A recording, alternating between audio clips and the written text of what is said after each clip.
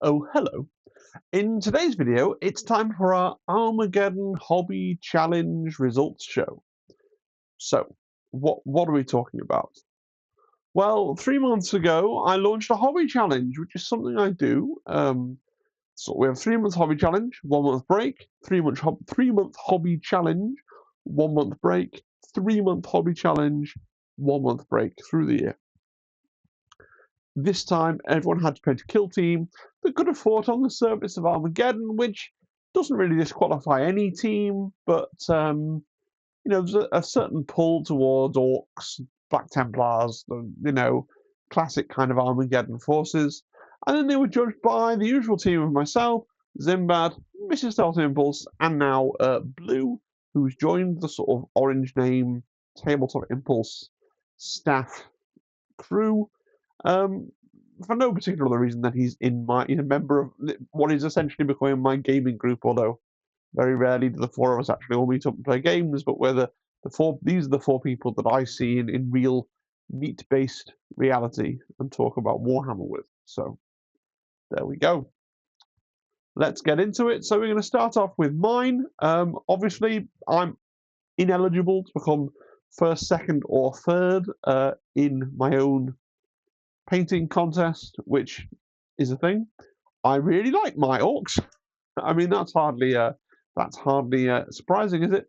I have been on a journey with these because people weren't a fan of the blue chipping. I did paint half of them first.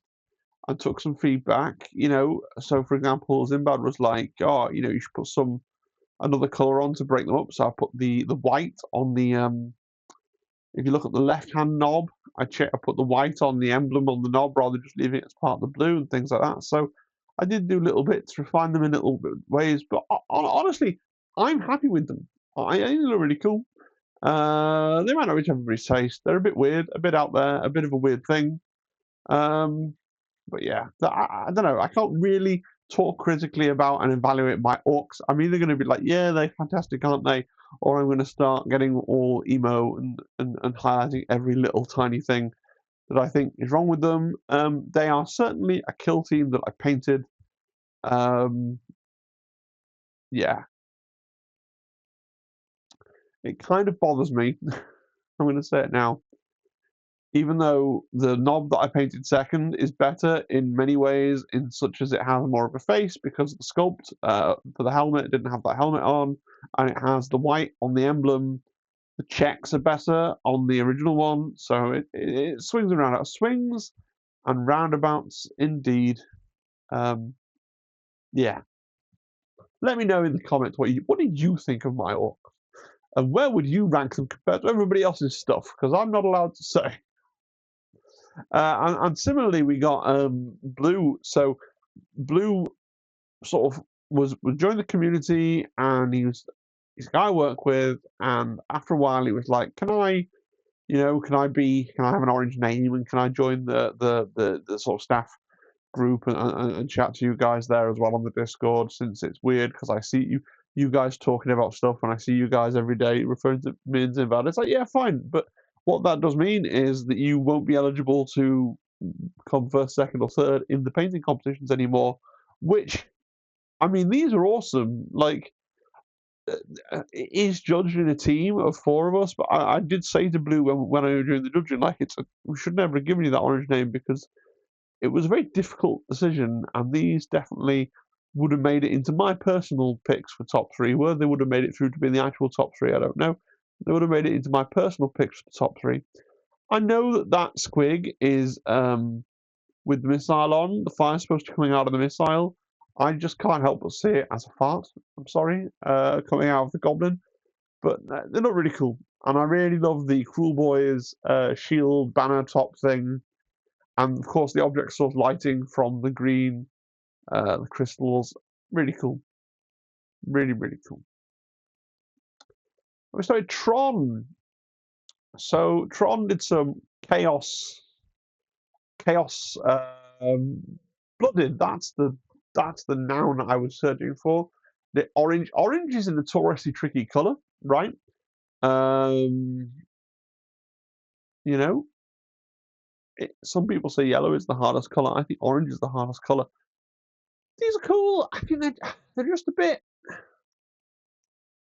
I spent a while looking at them, trying to work out whether the orange was kind of meticulously painted, like orange camo, or whether it's just kind of. I came down on the side of it just being slightly blotchy contrast paint. Like, I'm still not 110% sure.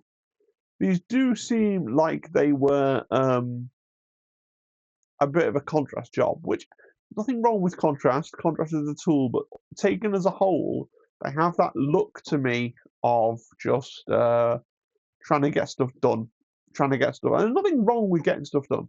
There's nothing wrong. They are a really pleasant team, painted to a good tabletop standard, and Tron should be proud of them. But they just didn't ooze like competition to me, right?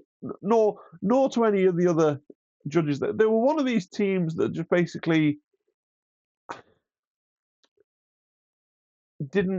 wasn't frequently brought up in discussion. I will say the photographs were really nice, and I do like the color blending, the wet blending, or whatever's happening. Even if it is with contrast paints on the crab claw, on Ogrin, but these just didn't make an impression beyond the other things in the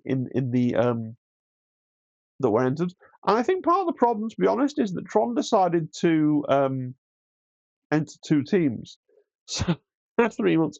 I think Tron paints a pace, and he doesn't have sort of slow down and take a little bit more time over it. These are interesting. If you look at them, I feel like there might be something more to these than we can see here. But the photograph is there's a little bit of, it's my eyes struggle to properly resolve. Like, obviously there's some focus issues going on there. They look cool. Like, again, it's really hard for me when I have to sort of say, oh, you didn't win. But not everybody can win, and I think a lot of real life paint competitions get around this problem by not commenting on every single entry, but I want to, and I like them. And again, they're painted to a banging tabletop standard, and there's little bits I can pick out, like the power sword. It's got a really cool, really subtle transition from being really dark at the tip to really light at the base. It looks really cool. So there's like little elements there that elevate the piece. There's the OSL coming off the plasma gun, right? But just in general, they didn't make an impression on the judges. Any of us really, they didn't make an impression over and above the whole rest of the field, right? Jace, Ace. So these were talked about. You know, the tiger stripe is definitely a thing, and you look at it and go, "That's really cool." Okay, and it's one of those things where because I was saying these are really cool, and it's one of those things where I think, and I've been guilty of this myself. You execute one element really, really well, and you're like, "Yeah, I'm really, really proud of that," right? And then the rest of the model is just painted to a decent tabletop standard. So it has got the tiger stripe that really is what the first thing you look at, right? And it is really cool, and especially the loincloth on the knob.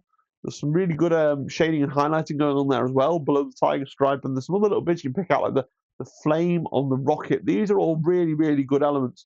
But it's then when you go and look at the rest of the orc, right, the boots, the trousers, and it's like, well, is the whole thing really good, or it's got these really good bits that you want? Like, I really do like the freehand. Like, I get it as well. I've been there with projects where you've got a real key thing lodged in your mind for something that you want to do, and then you execute, like, you strain everything you need to execute that, and then it's like, right, now color in the rest of the orc, right? And it feels a little tiny bit like maybe that's what happened here. But I do really like them. I do really like the color scheme. You know, these were mentioned.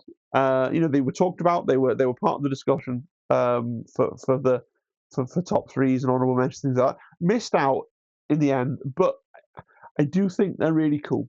And you should be really proud of them, Jace, to be honest. Oro. This is the worst photograph that was entered in the competition. And it's really, really hard because when you're judging a painting competition, you're judging photography, you're judging conversion, you're judging the just the miniature somebody's picked to paint. Like, there's so many factors that go into it beyond just the quality of the paint. And there are things here, if you squint, that look like they could be really cool.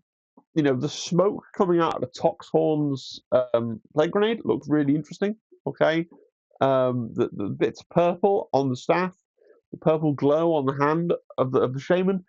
The bases look really fancy, but it's just the white balance has totally wrecked this picture up. And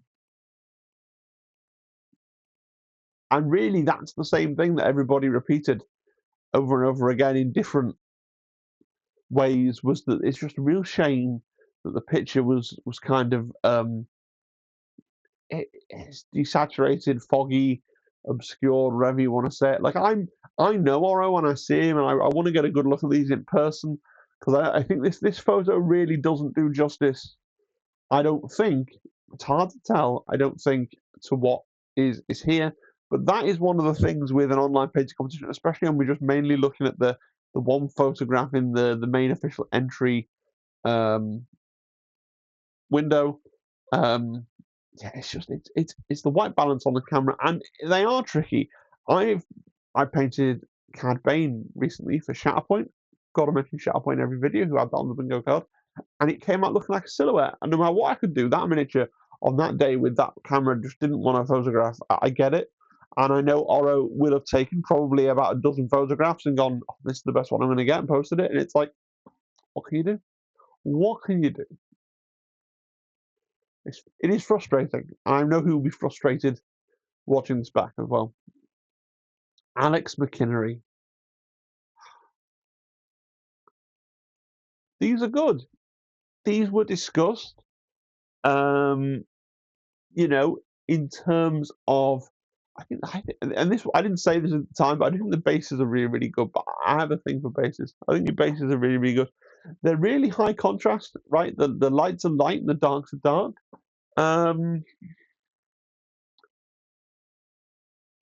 Alex has a style, a way of doing things. His stuff looks unique and interesting to him, and you look at it. But at the end of the day, they just didn't stand out head and shoulders above some of the other entries. And that's not, like, I think that the standard of a lot of the things in this, and this is my personal view, I think the standard of the things entered into this particular competition was really high. I think that there are a lot of entries, and this is one, and there are others out there, and I think I do this as well, where you can pick out and go, well, this bit is really good. If the whole miniature could be executed to the standard of this bit or that bit, it'd be a winner, right?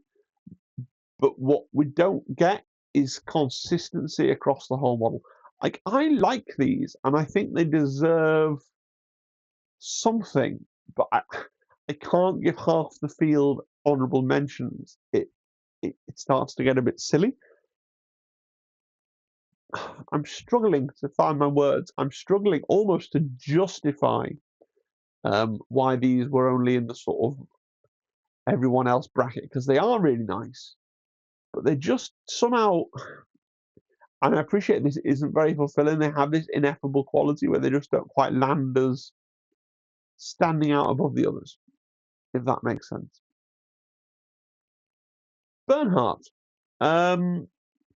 I think it's really difficult to stand out with a silver like color scheme. I think that's really tricky. It's really tricky to make the all silver thing look good in a competition setting with the trim. I think it's very, like, my hand goes out to Burnhardt because I know how much time he will have done painting that golden trim, and none of the trim is over the edges and things. Burnhardt does have, I will say, there's the pinprick eye problem going on where, he's done the close-up of the plasma gunner because the plasma glow, which he's very proud of, is very, very cool. But he's done the thing where the eyes are too tiny little, the pupils are tiny little dots, and the eye really needs to, I know it's hard, needs to try and touch the top and the bottom of the eye socket, and the eye's looking weird, and being emphasized like that, just it's so tough because he's tried. There's like the scar on there on the plasma gunner as well, and the scar is really cool. But the eyes really detract from it. It's like you draw attention to something, but then there's something else there that is a misstep, and it's pulling away from the other thing. So there's a lot of pushing in this one. I think there's a lot of places where Burnhardt's tried to really push the envelope. You can see that with the plasma gun glow. You can see that we try and do the scar on the plasma gun's face, right? But in other places, metallic color schemes are hard. They always just look kind of ordinary, and it's really, really hard to elevate metallic color schemes, I think. And there are some little bits. You got the melter gun with the nozzle not blacked out as well, which it jumps out to me. And there's little bits of detail and opportunity missed. The Bionicman on the servo skull not picked out in a color and things like that. But for the again, and like I've said this for a lot of the entries, you can see these little bits of excellence, like the red plasma and glow looks really, really good. I'm actually proud of those things. But it's again, the people that came in the top three, there's a consistency there, right? That there's not quite here, in my view. Mr. Dr. Loz, again, this is I feel like I'm repeating myself. There's loads of freehand on these. It's so nice to see. There's that carved, like handmade Bad Moon back banner, which really jumps out at you, right? There's so much to like about these. The colors are very big and they're very vibrant, and I appreciate it's hard. The yellow looks, to me, it's got that tea-stained, blotchy, sort of thickly applied wash looking thing to it, which to me just really detracts from the whole overall thing of the team. Which is, again, it's the same thing. There are definitely, I love the metal toe caps on the boots. They look really cool. There are so many things on here that are great, and then there's just other things. It's that consistency across the whole miniature. It's probably the same for my models as well, right? It's that consistency across the whole miniature that pulls the thing down, just as compared to some of the stuff we rank really highly. But I really, really like all those little moons, are all painted on with freehand, which is really cool. The freehand on the shoulders, the bolts, it looks dead orky. The carved moon, it's got a really clear, defining vision, and the thing that's let down is just sticking on the yellow paint and then and getting them to look just not quite there. I think I like your bases as well. They're quite plain, but they're really crispy, and they offset the rest of the orc, which I think is really nice. Now we get on to the first of the honourable mentions. So everyone from this point has an honourable mention or top three. So the honourable mentions are all pretty well united in one thing, in that they were divisive among the judging team. All of the honourable mentions have someone, I'm not going to say who or what or why, they have someone on the judging team that was a real champion for their stuff and was like, no, this is great, this is great, this is great, this is great. And other people saying, oh, is it that good though? Is it this, is it that, is it the other? Hulk X90, Honest Minis, his work, if you follow his channel, he has a very particular style. This is, he always seems to paint things. He's got a very, an idiosyncratic way of thinking about color and highlights and shapes and depth. And this was a very, really interesting team to chat about, right? And again, and I don't want to give away who thought what, because I don't. It's not about that. But they were a very divisive team. around the judging table, and there was a lot of discussion about how much credit in a painting competition do you get for conversions, because there's loads of really, really good conversions here, and it does take a lot of kind of brass neck, I think, to convert like classic old metal miniatures that are probably worth a fair amount on the secondary market. And you can check out Honest Mini's channel. He's got a video where he goes through his conversion process as well, and it's really cool stuff. Yeah, like I say, it's one of those things where and this is true of everybody who got an honourable mention. If it wasn't for the trying to find the consensus thing between the 4 judges, you could have been in the top 3.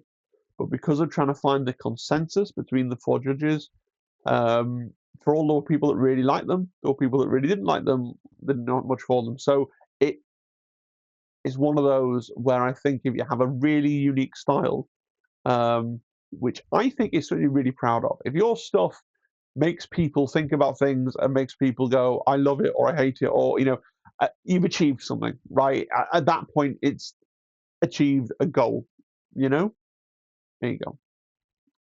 Gimiak, same thing, really, really divisive among the judges. And one thing that I think everybody ended up sort of thinking, the knob is immaculately well painted, right? The knob on the left with the banner pole is immaculate, and then everything else looks like it.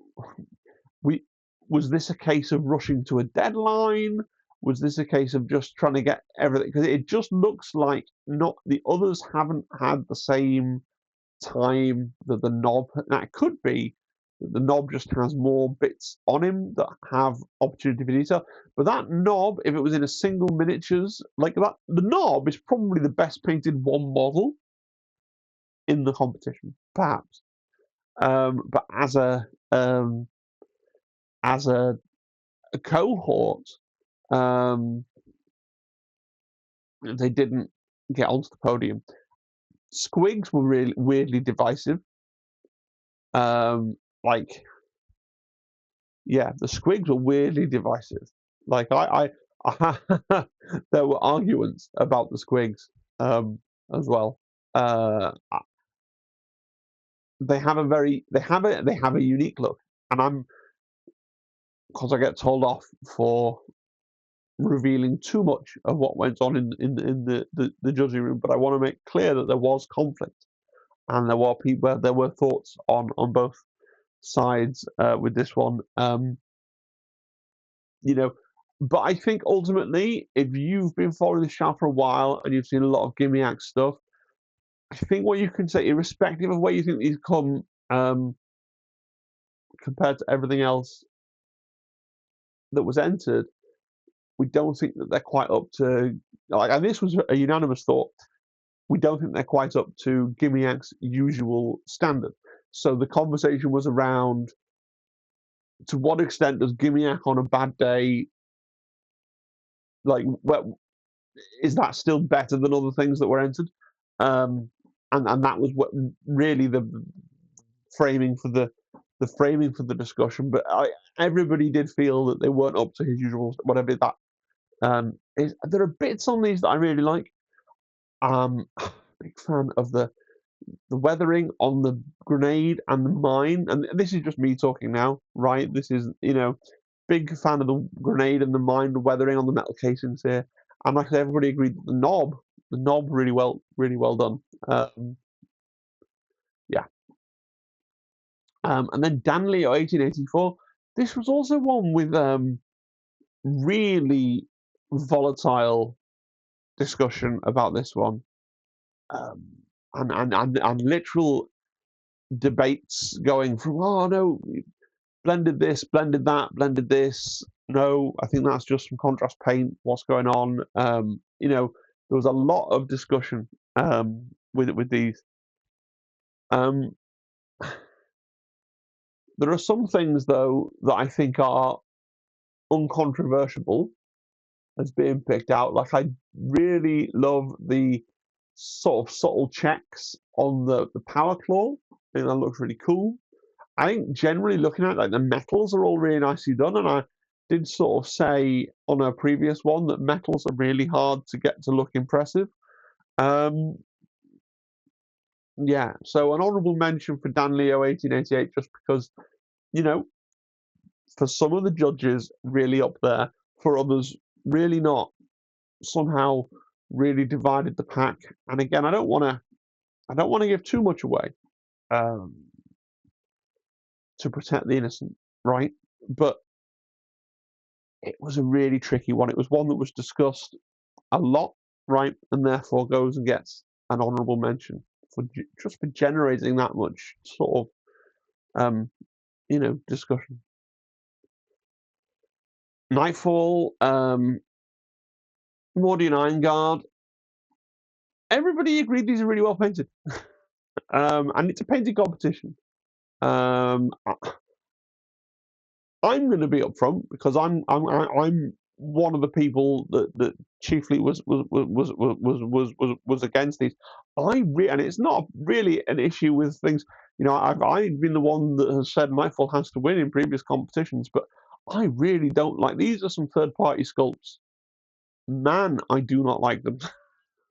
And I know that I feel safe saying that because I know Nightfall did choose to buy them, so maybe I'm saying that he has bad taste in the miniatures that he loves, and maybe that makes me a terrible person. And it's so hard because they're really, really well painted. And these, I will say, these very nearly ended up in third place. I think that's fair to say. These are the effective fourth place. These are the I go on. I can say that these are the effective fourth place team.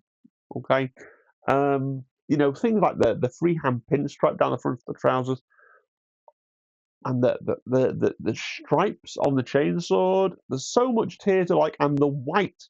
The white is so clean and so crispy. Oh, but I think those sculpts are not, they're just not to my taste. I don't want to offend them in case the person that sculpted them and sells them, because we had to track them down, because we had to find out whether Nightfall converted them or not, right, before I could decide how mean I could be about them on the internet. But they are not to my taste. The shoulders are just something weird about them. But that's me. That is me, and I will sign up to that one because, yeah. I can take I can take being mean about people on the internet. I can take that. But the paint job's really good, and it's a painting competition. But then at some point, the thing that you enter when there's a creative brief also does. Do I feel good about some of these things that didn't get into the top three? Perhaps not, right? But this is where we've landed. The plasma gun's really well painted though as well. Third place, Major Tom. Now, were some of the other entries technically slightly better painted than Major Tom's? Perhaps. Doing Black Templars as a counts as Nightlord's team when the theme is an Armageddon hobby challenge is really on brief. Now, being really on brief doesn't like win. Like, they are also really nicely executed, and I especially like the freehand red lines on the side of the tabard on the Blanche, the marshal there at the bottom. But these rules, I forget how it necessarily all works. Obviously, the one with the banner is the skin thief, and the one with the double-handed chain glaive is obviously the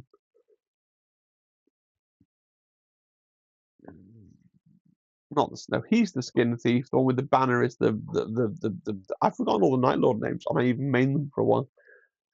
But hopefully you can see what they are. They're the Night Lords, but they're Black Templars. They're really, really cool from that. And they are well executed, well painted. You know, it's not saying, oh, they only won because of this. Right, but this is what helped to kind of elevate them into that third place position over and top some of the other things. But also they're really well done. And black's tricky to make look really, really good. Like, I've painted a lot of black power armor in my time, and it never comes out as good as this. Bases as well, really, really funky. Okay, really, really good. So well done, Miss Tom. I think this is the first time you got in top three. I think so. Second place was Bionicman. At first, every single judge, didn't have this in their top 3. And then someone was like, we should look again at Bionicmans. And then we looked at them and we were like, oh, they're really good, but he always enters Raptors. And it's like, I feel like I've judged so many sets of Bionicman's Raptors. And then we thought about it, and we were like, he's only actually done Raptors once before for the Bad War one. And that was ages ago. And it's like, they're really, really well executed.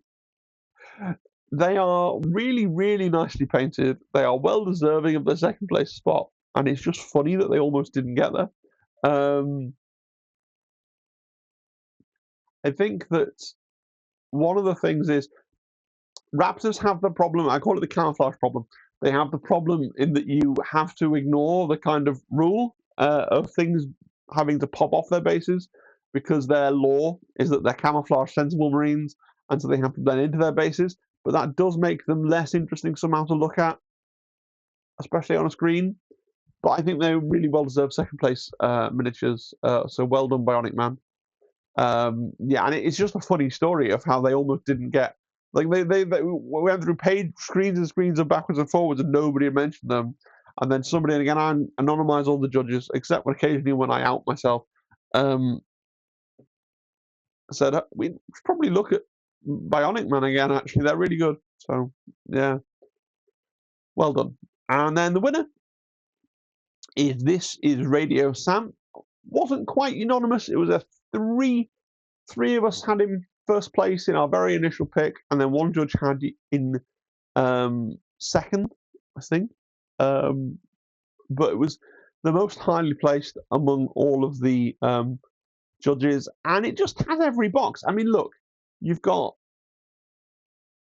fighting the Arbites in Armageddon, fighting inside the hives was definitely a big feature of Armageddon, right? Hades Hive and all that sort of thing. Shadow War Armageddon, you know, all that sort of thing. Arbites were a big deal.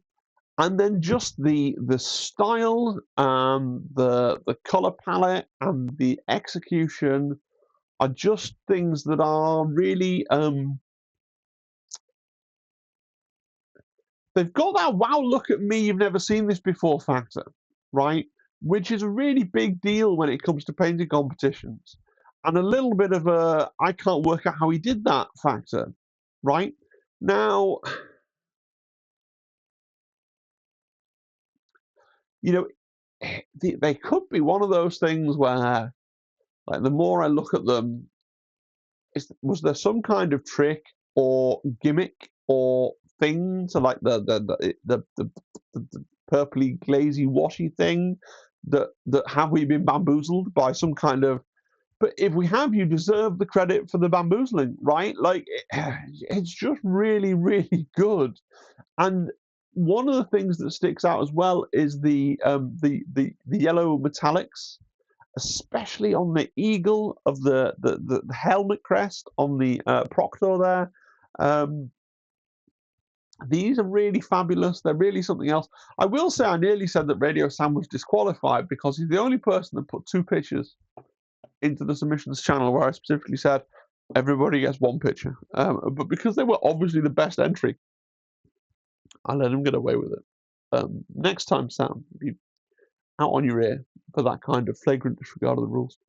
But congratulations. The win is yours. Well deserved. I think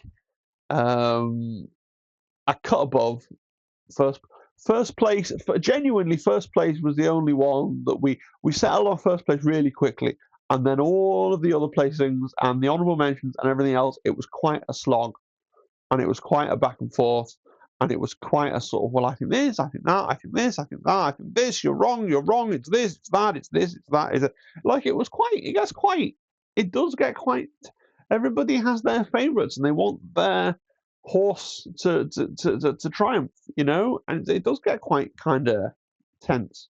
But you rose above all that, Sam, so congratulations. Enjoy the win. A newcomer as well, I think, to the Table to Impulse community, and probably like a long time lurker, right? but really, really, really stylish, really cool, really original. All the things I'm not as a painter as well, I have to say. Like, it's funny because I always go, I like painting them how they look on the boxes, and then when I see someone who hasn't done that, and they haven't done it in the heavy metal sort of style, or trying to get close to it, and they haven't done it, I go, actually, that's really cool. So why don't I do that? It's one of those things. I love and this is me speaking, I really like this guy with the bare face, just giving that touch of, showing me how that touch of realism, how it works within the weird purpliness. It's just cool. Let me know your thoughts. What did we get hilariously wrong? Let me know in the comments down below. What did you think? What was your favourite? It's blues, we all know, but yeah. Now we've got 1 month off, right, to paint other things. And then there'll be a new hobby challenge spanning 3 months, right? Starting up in May. 1st of May? Well, not the 1st of May because I'm not here. But early May, video will go up announcing the theme of the new hobby challenge. It'll run May, June, July,